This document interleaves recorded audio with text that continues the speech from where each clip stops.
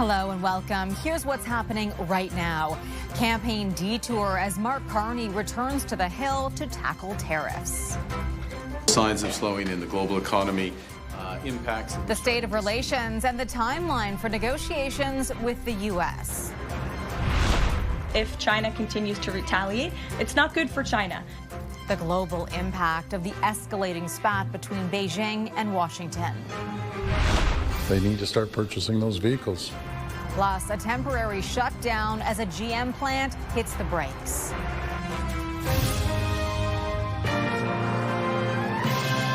CTV National News with Heather Butts. Economic warning signs are flashing beyond just the volatile stock market. That was the message from Prime Minister Mark Carney today as he took a day off from the campaign trail to meet with his cabinet on Canada-U.S. relations, with Donald Trump's global tariff policy having far-reaching implications. CTV's Judy Trin now on what Carney described as a good, long discussion with his cabinet. Judy. Heather, this is the third time that Mark Carney has detoured off the campaign trail to deal with tariffs. The first two times he announced actions that the government would take. Not this time. It's not working. One by one, the ministers of the Canada-U.S. Cabinet Council arrived to meet, but only the Prime Minister would speak. A lot of developments in terms of U.S. tariff policy. But there wasn't much to update about what Canada is doing. The country still faces U.S. tariffs on steel, aluminum, and autos, and has already announced retaliatory actions. Nothing changed for Canada when Donald Trump paused global reciprocal tariffs earlier this week. The real negotiations begin after the election. We left instructions for officials to ensure that the next government, whichever government Canadians choose, will be in the best possible position for negotiations with the United States, which, as the President and I have agreed, will begin from the start of May. Carney did not take questions. Around the same time, production at the GM plant in Ingersoll was halted. About 500 people are facing layoffs. Pierre Poilievre posted on social media as soon as the news broke. He said he was incredibly saddened and that a Conservative government would push hard to put an end to these tariffs and be there for auto workers in Ingersoll. The Conservative leader has previously downplayed Carney's ability to deal with Trump. Prime Minister Carney is running his entire campaign on a false promise that he can control the president through magical, masterful negotiating techniques. The Stellantis plant in Windsor has also hit pause. One auto worker job in this city impacts 6 others. At this restaurant, that's on the minds of staff. Usually a pretty devout NDP voter. Unfortunately, at the federal level, it often feels like I need to vote strategically. The next leader should definitely take a focus on Canadian, keeping jobs here, making sure that we're more self-reliant. Tonight, Pierre Poilievre will hold a rally in Windsor, where auto plant shutdowns are the main concern. Mark Carney and Jagmeet Singh have visited the border city before, but are back in Ottawa now. Heather. All right, Judy, thank you. And sticking with news out of the auto industry, a General Motors plant in Ingersoll, Ontario is shutting down temporarily. The automaker says the decision is not tariff related, but layoffs are set to begin on Monday. CTV's Heather Wright joins us from Ingersoll. Heather, what are you hearing from union officials there? Well, they say it was a really tough day at the CAMI plant here in Ingersoll, Ontario. They say it's really been a tough several years. They've been dealing with COVID, with the shutdown at the Ambassador Bridge, chip shortages, and now news that this plant is going to shut down starting on Monday. The good news is it is a temporary shutdown. They hope is for it to be back up and running in the fall, but layoffs will happen then. There's going to be a smaller workforce when the plant does get up and running. Here's what Ontario Premier Doug Ford had to say about the plant when he was asked a little earlier today. What I understand from the president of General Motors that I spoke to, it's going to be about 500 employees. It has nothing to do with the tariffs, he said. The volume is not there. People are not purchasing like they thought they would.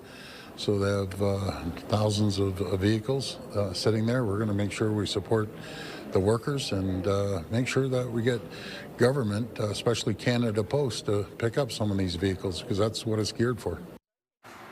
And Heather, GM says this isn't tariff related, but other plants are certainly being affected. Bring us up to speed on the latest from the auto sector in Ontario. Well, you heard Judy mention the Stellantis plant in Windsor, Ontario. That, of course, is the big one. It was shut down for 2 weeks. Now, we are hearing from the Unifor local there that Stellantis has informed them that they are going to be opening back up for 2 shifts a day starting April 21st. But beyond that, they haven't given any promises past 2 weeks. So certainly a very uncertain time to be an auto worker here in Ontario. Heather. CTV's Heather Wright. Thank you. Chinese leader Xi Jinping said today he's, quote, not afraid in reference to his country's escalating trade war with the United States. China increased tariffs on U.S. goods to 125%, but said it wouldn't go any higher. The White House, meanwhile, suggesting it's still open to a deal. CTV's Washington Bureau Chief Joy Malbon is listening closely to the wording coming from the White House. Joy, where do things stand now? Well, Heather, the president's taking his annual physical today. When he took the oath of office, he became the oldest president at 78. However, he is posting, and he's saying that his tariff policy is going well, even as China hit back, raising those tariffs on American imports. Now, President Xi weighing in for the first time, he said that there are no winners in a trade war, and he won't cave to what Beijing calls Trump's bullying, calling it all a joke. Yesterday, Trump acknowledged there will be economic pain. China is one of the top suppliers here to America, phones, clothes, furniture, toys. But the White House says Trump remains optimistic a deal can be done. But who picks up the phone first? Here's the White House press secretary. The tariff rate on China remains where it was yesterday, at the 145% level. The president made it very clear when the United States is punched, he will punch back harder. And he hopes to make a deal that benefits the American worker and our companies that have been ripped off for far too long. And he's finally taking bold and courageous action to do that. All right, Joy, switching to another story that you're watching for us, the ongoing saga of a Maryland man, Kilmar Garcia. He was accidentally deported to El Salvador, and the U.S. Supreme Court says the administration needs to bring him back. Yeah, the Trump administration admits it wrongfully deported a Maryland man to that notorious El Salvador prison housing gang members back in March. Now, his wife and family have been fighting to have him return. The Supreme Court agreed, ruling against the Trump administration, saying that they must facilitate the release of Kilmar Garcia. But the Justice Department said it needs more time, defying the court's order. Here's the White House again. The Supreme Court made their ruling last night very clear that it's the administration's responsibility to facilitate the return, not to effectuate the return. I believe the Department of Justice just filed another brief in the lower court. I would defer you to that for any updates. After a tense hearing today, the U.S. District Judge scolded the Trump administration, ordering daily updates on what the government is doing to return Mr. Garcia to his home here. Heather? All right, Joy, thank you. New poll numbers point to an East versus West divide as the Liberals widen their lead over the Conservatives to 6 points. In Eastern Canada, it's all about the Liberals. In the West, you know, the prairie provinces, the Conservative heartland, the Conservatives, you know, are ahead by more than 20 percentage points, and BC's a toss-up. The Nanos research poll shows the Liberals up to 43.6% and the Conservatives slightly down to 37.8%, while the NDP is at 8.7%. Is this your last election? I'm focused on the campaign in front of me. Canada works best when one party doesn't have all the power. Jagmeet Singh sidestepped questions about his future as the leader of the New Democrats. In recent days, Singh has dropped his pitch to be the next prime minister, but insists Canadians need his party in Ottawa to hold the government to account. Conservative leader Pierre Poilievre presented his plan to stimulate the economy today and wrapped it up in messaging reminiscent of former Prime Minister Stephen Harper. It comes just a day after a former Harper staffer blasted Poilievre for blowing a major lead in the polls. CTV's Rachel Aiello joins us. Rachel, how is Poilievre framing today's announcement? Heather, today Conservative leader Pierre Poilievre presented a repackaged suite of some of his major election promises that he is now billing as a Harper-era Economic Action Plan 2.0. It's a Canada First economic action plan. It's a plan the Conservative Party hopes would boost Canada's economic activity by $500 billion over the next 5 years. It includes Pierre Poilievre's promises to unlock resources, offer tax cuts, and empower entrepreneurs. That he is branding it as a revival of Canada's last Conservative Prime Minister's Economic Action Plan is also notable. It will be modeled in a lot of ways off the incredible success that Stephen Harper had in the 08-09 crisis. And that's why I'm rolling out that plan today. Harper's version was similarly a package of policies aimed at promoting economic growth after the recession. And signs promoting the projects funded under it dotted build sites across the country for years. Being Prime Minister is a trust. After the former Prime Minister endorsed his former parliamentary secretary in this election, harkening back to the Harper era appears to be a strategy Poilievre's campaign plans to keep up. But one of Harper's former top staffers blew a 25-point lead.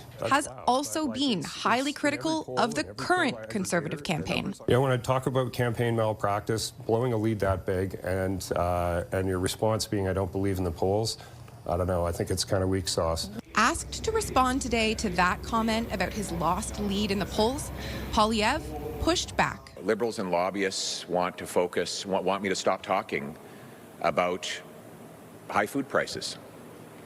Well, I'm not going to do that. Poilievre went on in that answer to suggest he has no plans to stop talking about affordability issues on the trail as he makes his case for a new government that's taking a page out of the playbook of an old one. Heather? All right, Rachel, thank you. For more, let's bring in CTV's chief political correspondent, Vassy Kapelos.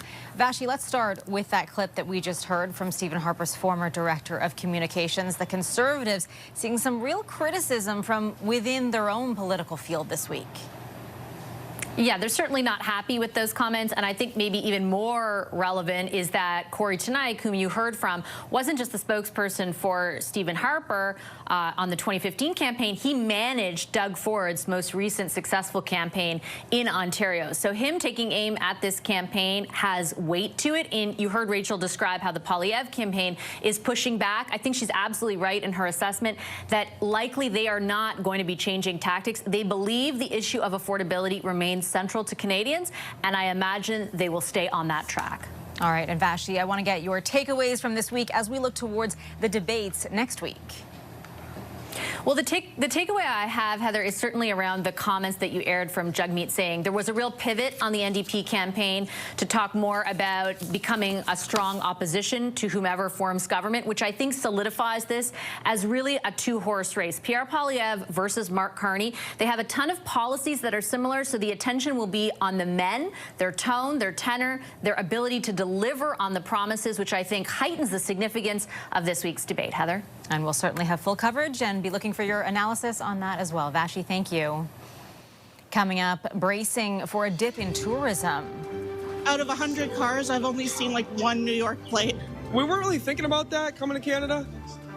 Growing concerns that Americans will stop heading north.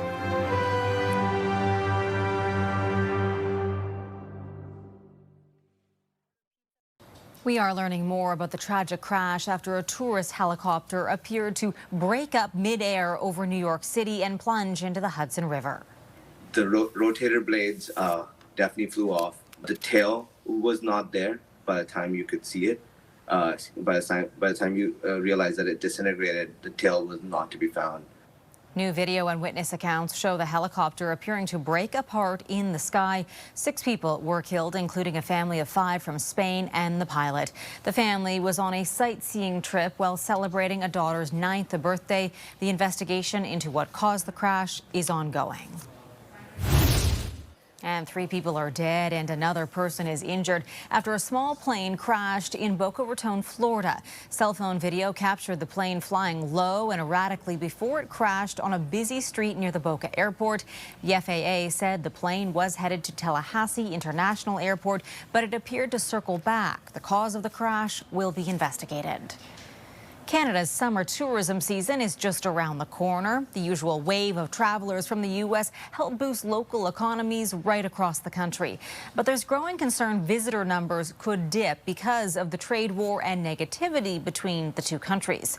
CTV's Paul Hollingsworth has been speaking with people in the tourism industry. And Paul, what are you hearing? Well, Heather, tourism operators are bracing for a possible dip in visitation, but they're also spreading a message that Americans are still welcome in our country. The tourism season will soon ramp up along the Halifax waterfront, but U.S. visitors are already flocking to Niagara Falls. Some Americans arrived with questions about how they would be received by Canadians. I know some of our friends mentioned that, if we were a little worried, but... How's the reception? Pretty good, yeah. I have noticed it a little bit. Every time I come here, I always like to check parking lots and stuff. Like, okay, where's everybody from? I think out of 100 cars, I've only seen like one New York plate. Tourism operator Dennis Campbell is hearing some Americans are nervous about traveling to Canada. We've been monitoring it very closely with our reservation staff. In fact, the Ontario Tourism Association monitors this monthly. They take samples throughout the U.S., and it didn't show up until this month. A new poll shows Americans likely have nothing to worry about, especially if they visit the Nova Scotia capital. A combined 75% of people living in Halifax say they will be either more or as welcoming as they were in the past. If someone comes and they support Trump and the person here doesn't support Trump, they're worried about those kind of conversations. But in general, the vast majority of people say they'll be welcoming. This uncertainty around American visitors comes at a time when tourism operators in this province were anticipating a busy summer travel season. Based on bookings, visitation could increase by as much as 40% compared to 2024. We will watch those numbers closely to see if there is a dip in the near future. Heather. CTV's Paul Hollingsworth along the Halifax waterfront. Thanks, Paul. Still ahead, welcome to the Habs. The fan frenzy for a highly anticipated Russian rookie.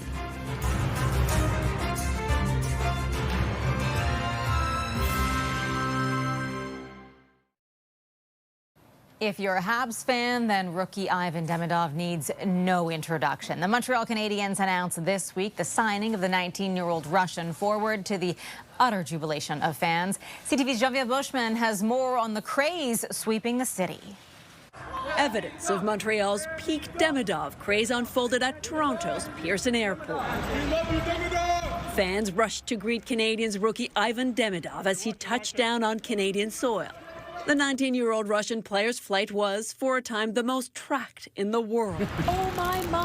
Now Montrealers are eager for him to hit the ice. Very excited to see him here, and we're looking forward to seeing him in a Habs jersey and on the ice. Now the Stars have aligned for Demidov to be a demigod to devoted Canadiens fans. Ivan Demidov. At the 2024 NHL entry draft, Quebec icon Céline Dion announced the Habs had drafted the winger with impressive stats. And an unbelievable city like Montreal. It's crazy. Demidov was playing on Russian ice, not expected to be released until next season. But his arrival was magically, some say, moved up, just as chances of the Canadiens making the playoffs rose. Businesses like Sports Crescent are scrambling to score merchandise to meet demand. I got calls, I got visit, people asking for the T-shirt or the jersey. I said the T-shirt will be available by Monday, but the jersey next year. Not all highly anticipated rookies have lived up to expectations, though. Take even the great Guy Lafleur. He didn't have the first explosive season many had hoped for. Demidov's teammates have his back, working to ease the pressure. Fans can be excited, but it's important to temper expectations as well. He's going to be learning a lot. But turning down this fever pitch enthusiasm isn't easy at a time when so many say they need good news. Genevieve Beauchemin, CTV News, Montreal. Coming up on CTV National News, I'm Adrian Gobriel in Goderich, Ontario. This is the most important election out of any. From healthcare to housing and security. It's a great, big, vicious revolving circle. Why the number of people sleeping on the street has become an election ballot issue in the community known as Canada's prettiest town. That story coming up on CTV National News. Goderich, Ontario, bills itself as Canada's prettiest town and sitting on the sandy shores of Lake Huron. As it does, you can understand why. But speak to residents and there are pressing issues complicating the picture. So we sent CTV's Adrian Gobriel to Goderich to find out what's on people's minds during this election campaign. Since the mid-1950s, this county courthouse clock has chimed at a steady, predictable pitch. It's a tone that's reflective of the pace of life in this quaint Western Ontario town. Located along the eastern shore of Lake Huron, Goderich is home to a historic town square that's actually an octagon. Either way, it leads to the center of this community. Hi, sugar. How you guys doing? Where you'll find Steve and Mary's on the square. Inside, they serve up comfort food, warm hugs, and a healthy side of small-town hospitality. How would you describe the people of Goderich, Ontario? Very passionate, very loving, caring, supportive. You get to talk to people. Yeah. You see somebody walking down the street, you wave. With an election on order, there's plenty of passionate discussions taking place inside the diner. They're afraid they're going to lose their jobs. The mental stress of not knowing if they're going to have a job next week because they work in car manufacturing. Homelessness has also become an election issue. For a town of 8,000, there's about 130 people in the surrounding county who are on the streets. If you're seeing it in small towns, you treat it by a ratio of population. We have the same issue that some of the cities do. Expanding Goderich's port for more international business is also on the election docket. These ships behind me arrive here at the port of Goderich from around the globe to pick up this community's main export, salt, from the world's largest underground salt mine. What's below Lake Huron? The same size as the CN Tower, how far you go down below surface. So it employs up to 600 people. From the sandy shore to the historic mine, the people here are also salt of the earth. We do only have haddock here, just a heads up. Inside the old salty fish and chips, just steps from port, the cost of living is Tamika Walters' ballot box issue. We need a lot more jobs. We get places opening up like Stacked and Starbucks, but those are all minimum wage jobs. Like, we can't live off of minimum wage. Others we spoke with shared concerns that range from access to health care, affordable housing, to rural infrastructure. As the windmills turn in this part of the country, so does another federal election cycle. Adrian Gobriel, CTV News, Goderich, Ontario. That is our newscast for this Friday. Thank you for watching. I'll be here with CTV National News at 11. I hope you'll join us. And for ongoing coverage of Canada's top stories, tune into CTV News Channel. I'm Heather Butts. Your local CTV News starts right now.